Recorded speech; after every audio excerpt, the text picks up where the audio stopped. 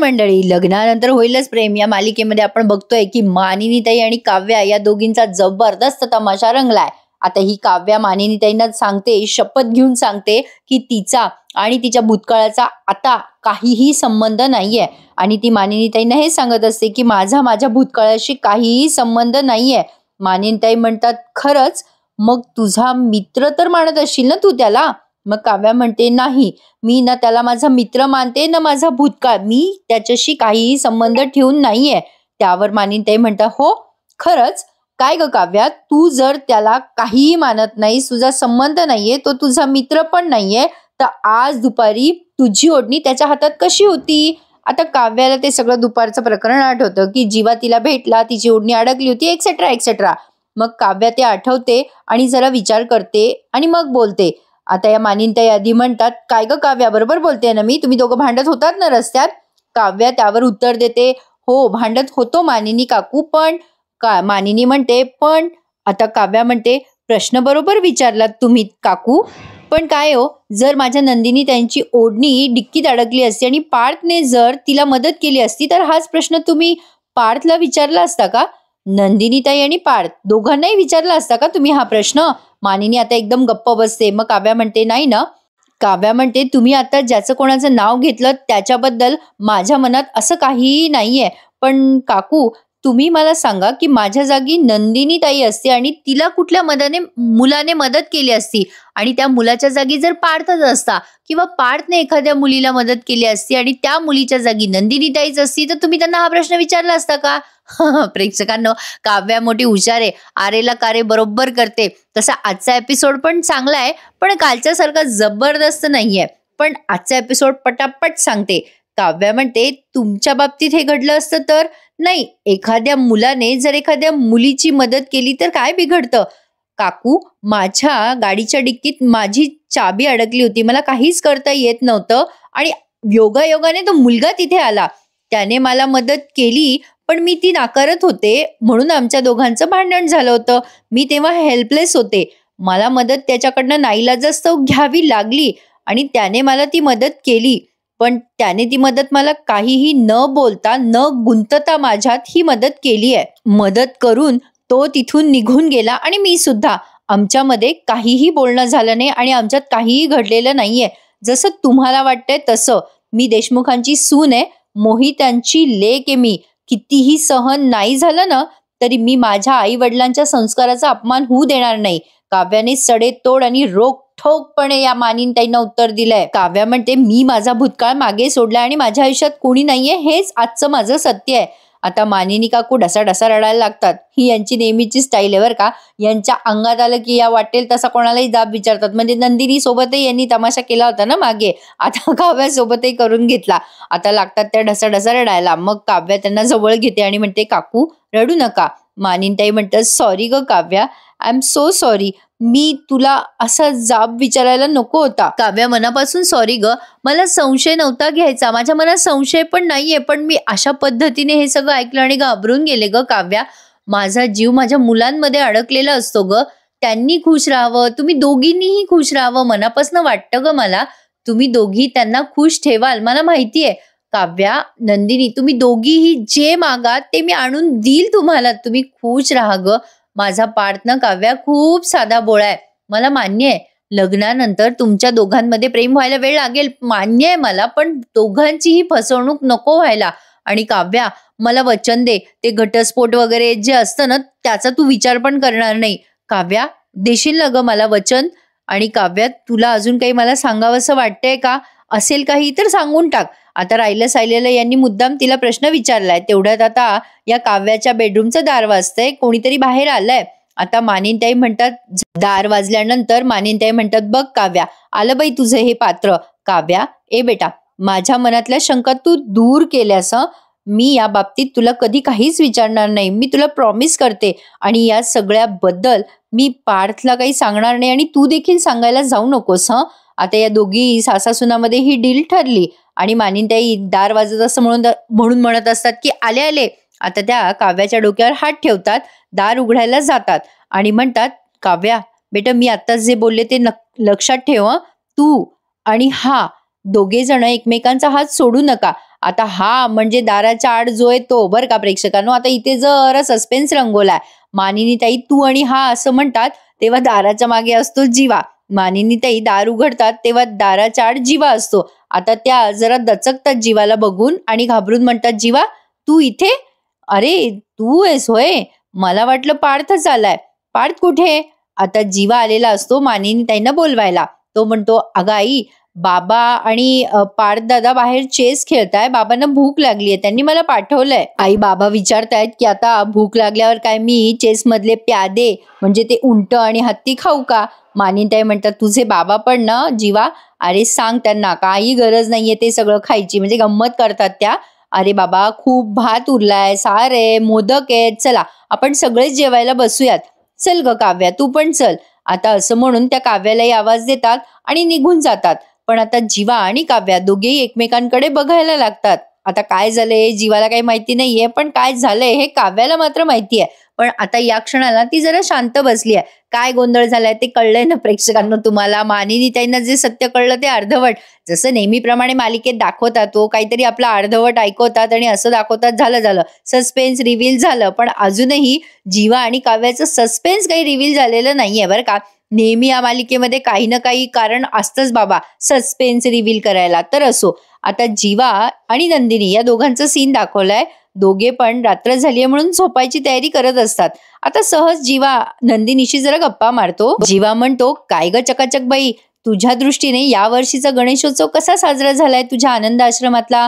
आता ही नंदिनी म्हणते, नाही माझ्या दृष्टीने का, तुमची दृष्टी होती ना या गणेशोत्सवावर, म्हणजे चांगला गणेशोत्सव साजरा व्हावा म्हणून तुम्ही एफर्ट्स घेतले. जीवा म्हणतो, अच्छा, म्हणजे माझे एफर्ट तू नोटीस केलेस तर? नंदिनी म्हणते, वा, का नाही करणार? एरवी पसारा घालणारा माणूस अचानक पसारा आवरायला लागला म्हटल्यावर नोटीस तर करणारच ना. अहो कोणी नोटीस करेल जीवा. जीवा म्हणतो, चला इकडून तिकडून कसा बसा जुळवून शेवटी मला टोमणा तू मारला. जीवा गंमत करतो आणि म्हणतो, नंदिनी तुझी ही जी क्वालिटी आहे ना मला टोमणा मारायची, त्याला तोडच नाहीये. नंदिनी हसून म्हणते, अहो गंमत केली तुम्हाला, पण तुम्ही कॉम्प्लिमेंट म्हणून घ्या ना ते सगळं. जीवा म्हणतो, अच्छा बरं मॅडम, घेतो कॉम्प्लिमेंट म्हणूनच घेतो हा तुझा टोमणा. आणि मग सहज जीवाला असं वाटतं की नंदिनीला त्या वकिलाबद्दल विचारावं की काय झालं, वकील काही बोलले का तिच्याशी वगैरे वगैरे. आता जीवा ते आठवतो आणि नंदिनीला म्हणतो, काय ग ए चकाचक बाई, काल ना ऍक्च्युली मला तुला दिवसभरात विचारता नाही आलं, ते कॉन्सलर आले होते ना, ते काय म्हणाले ग? नंदिनी आता जरा दचकते मनातल्या मनात, पण जीवाला उत्तर देण्याचं टाळते. ती म्हणते, काही नाही हो, सांगितलं त्यांनी की 1 महिना बरा गेलाय, 5 महिने राहिले, एवढंच काय ते बोलले, बस. काय हो जीवा, तुम्हाला काही बोलले का? तेवर जीवा म्हणतो, नाही ग, सहजच विचारलं मी तुला. नंदिनी म्हणते, नाही सहज नाही, काहीतरी तुमच्या डोक्यात चाललंय हा जीवा. मी तुम्हाला खूप चांगलं ओळखायला लागले, काय आहे तुमच्या मनात सांगा ना. जीवा म्हणतो, अगं काही नाही, सहज आपलं माझ्या डोक्यात एक विचार आला की जसं हा महिना गेला तसं पुढच्या 5 महिन्यामध्ये हे लग्न तुला हवं असं वाटलं तर? नंदिनी आता एकदम ब्लँक होते आणि मग म्हणते, हे लग्न मला आधीपासूनच आवडत होतं, पण तुम्हाला नकोय म्हणून मी घटस्फोटासाठी तयार झाले आणि आता मला या लग्नात नाही अडकायचंय. Good night. आता असं ती बोलते आणि झोपी जाते. आता जीवाला आलंय टेन्शन, काय करावं बाबा, काय नाही. आता जीवा मनातल्या मनात विचार करतो, नंदिनी मला ही लग्न नकोय. जीवा हे सगळं मनातल्या मनात बोलतोय. तो म्हणत असतो मनात की नंदिनी हे लग्न मला नकोय असं नव्हतं ग माझ्या मनात, पण जेव्हा मी मैत्रीचा हात पुढे करायचं ठरवलं तेव्हा पत्रामुळे गोंधळ झाला ग नंदिनी. हा गुंता एका मिनिटात सुटू शकतो मी जर तुला सांगितलं तर. पण नको, मी ते पत्र कोणासाठी लिहिलंय हा प्रश्न आला तर? त्या प्रश्नाचं उत्तर काव्य आहे, मला तुला सांगता येणार नाही नंदिनी. आता नंदिनी बघत असते की जीवा जागाच आहे. आता ती त्याच्याकडे वळून वळून बघत असते. अचानक काही सेकंद आता काव्याचा सीन दाखवलाय. काव्या मनाशीच विचार करते, नाही आज जीवाला आणि मला कोणीतरी पाहिलं, पण आता पुढच्या वेळेला मी अशी वेळ येऊच देणार नाही. आता हा जीवा काहीतरी मनाशी विचार करतोय हे बघून नंदिनी पुन्हा उठते आणि म्हणते, काय हो जीवा, काय झालं, कसला विचार करताय? मला लग्नामध्ये रस नाहीये हे ऐकून तुम्हाला जरा टेन्शन आलं का? जीवा म्हणतो, अगं नाही ग, माझं मीच विचार करत होतो की तुला का रस नसेल लग्नामध्ये, पण माझं मला उत्तर मिळालंय की मीच तुझ्याशी वाईट वागत होतो ना. नंदिनी म्हणते, जाऊ द्या जीवा, जे काही झालंय त्याचा विचार नका करू, द्या सोडून. जीवा म्हणत असतो नंदिनीला, जर काही चांगलं घडणार असेल तर त्याचाही विचार नको करू का मी नंदिनी? नंदिनी म्हणते, अरे करायलाच हवा, पण तुमच्या मनात जर असा विचार आला असेल ना जीवा, तर तुमच्या मनाला सांगा की गाड़ी अब स्टेशन से निकल चुकी है मेरे दोस्त, और वापसी का कोई रास्ता नहीं है. त्यामुळे आता हा विचार सोडून द्या. आता जीवा म्हणतो, खरंच एवढं काही झालंय का आपल्या आयुष्यात चकाचक बाई?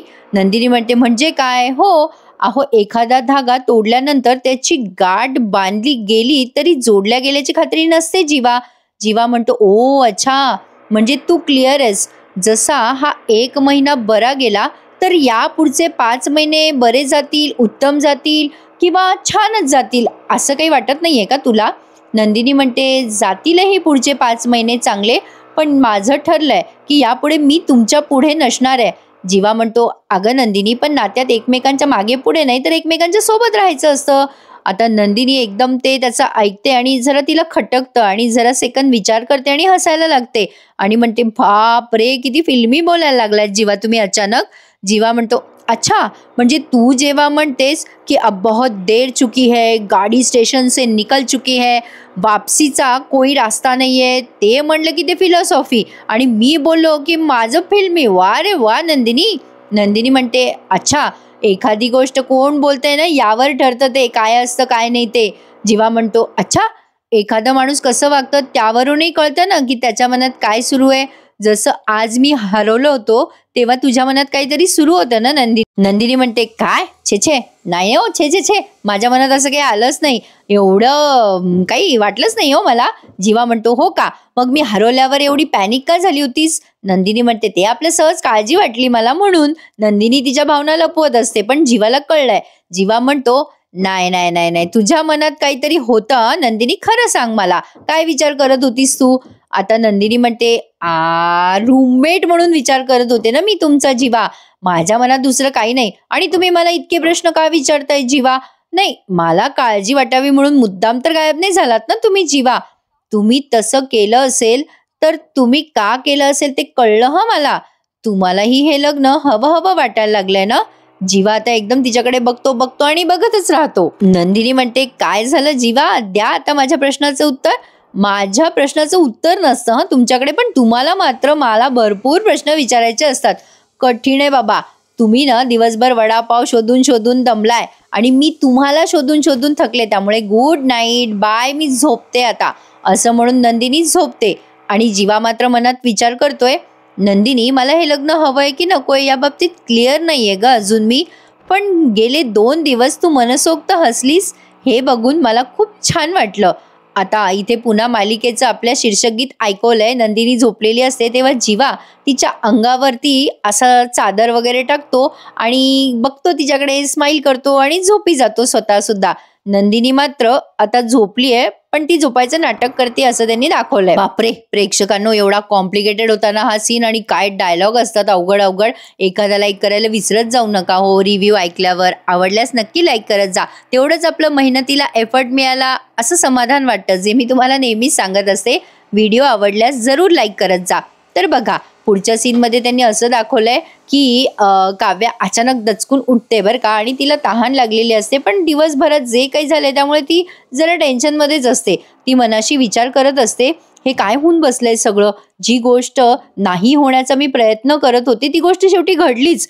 नशीब, अर्ध सत्य मानिनी काकूंसमोर उघड झालं, पण पुढे जाऊन जीवाचा आणि माझा भूतकाळ मानिनी काकूंच्या समोर आला तर अरे बापरे, मला ना आज मला काहीतरी करावं लागेल. आज तर मी वेळ मारून नेली आहे, पण आता त्यांनी मला शपथेवर विचारलंच होतं ना, आणखीन काही सांगायला हवं होतं का मी त्यांना, म्हणजे जीवाचं आणि माझ्याबद्दल मी त्यांना बोलून गेले असते तर.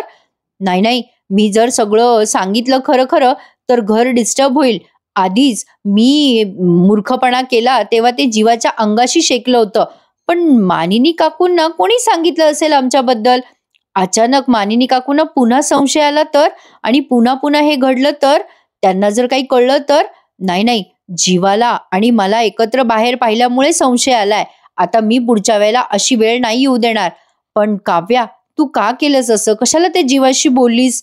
त्यांच्या मनातला संशय आता वाढायला नको म्हणजे झालं. आता काव्या तहान लागते म्हणून पाणी प्यायला जाते. आता काल हा सीन तुम्ही पाहिलाच असेल.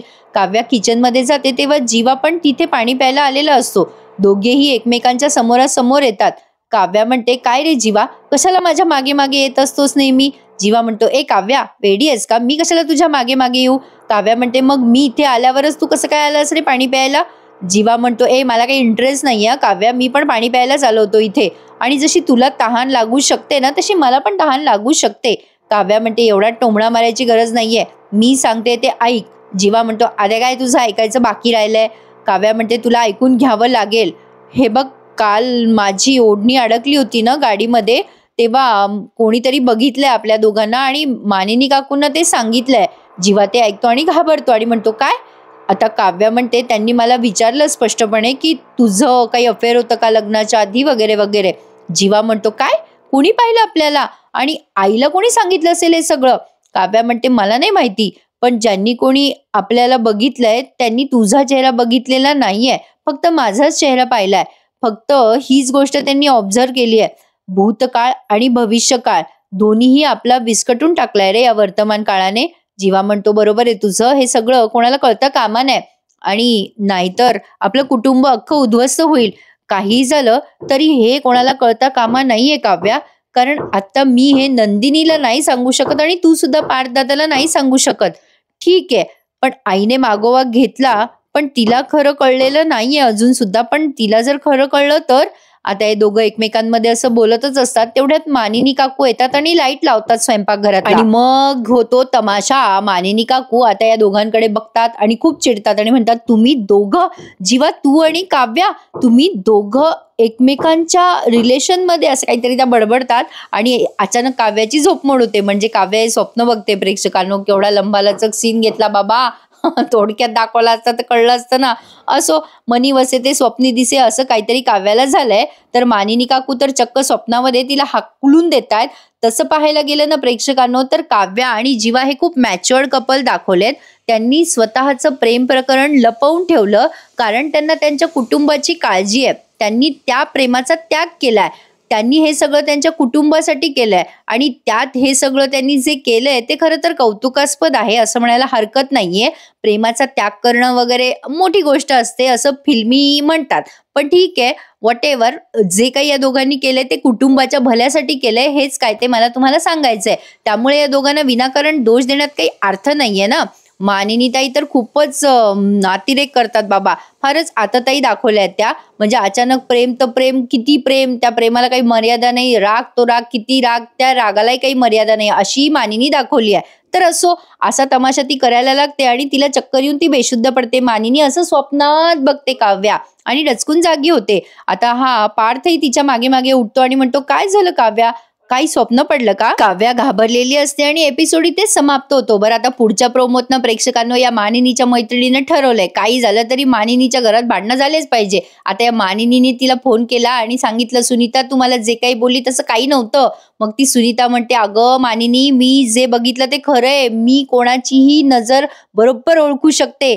आता हा पार्थ रिक्वेस्ट करतो जीवाला, अरे जीवा, मला ना ऑफिसला जाणं गरजेचं आहे, पण काव्याची तब्येत बरी नाहीये. मग जीवा म्हणतो, मी थांबायचंय का मग काव्याकडे? आता ते काय भानगड झालीये ते उद्या, म्हणजे जीवा आता काव्याजवळ थांबतो की नाही ते उद्या कळेल. पण काय गोंधळ झालाय की पार्थ काव्याला म्हणायला जातो की तुमची तब्येत ठीक नाहीये. मी आता काव्या त्याच्यावर वसकते, तुम्ही माझ्या मागे पुढे नका करत जाऊ, बरं जा तुम्ही तुमच्या ऑफिसला. आता ही असं बोलत असताना लागली मानिनी काकू काव्यावर बारीक लक्षच ठेवू नये की माझ्या पोराला बोलती का काय लागली.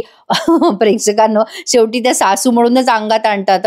तर असो, आता त्यांना राग येतो काव्या पार्थला जा असं म्हणते म्हणून. त्यामुळे आता त्यांच्या मैत्रिणीने सांगितलेलंच त्यांना खरं वाटायला लागतं. म्हणजे पुन्हा त्यांच्या मनात गैरसमज तयार झालाय की काव्या त्यांना फसवतीये.